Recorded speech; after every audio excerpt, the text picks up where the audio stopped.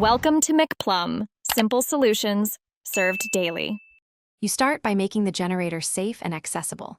Park it level, switch the fuel valve off, and let the engine cool 10 to 15 minutes so oil flows and you avoid burns. Once done, remove the access panel and point out the oil drain plug and filter so you know where to work. Make sure to position a drain pan under the plug, use gloves, open the plug slowly to control flow, and let gravity do the work until flow slows to a drip. After draining most oil, remove the old oil filter with a filter wrench. Angle it so residual oil falls into the pan.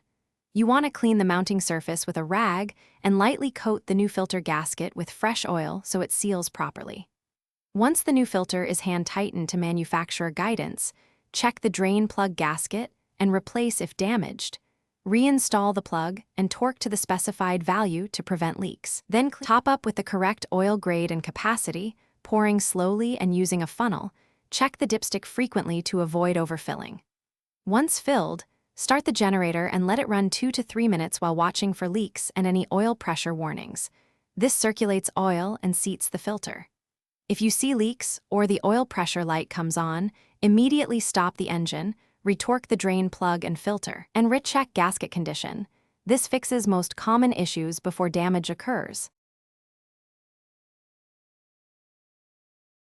Thanks for watching. Stay juicy and subscribe.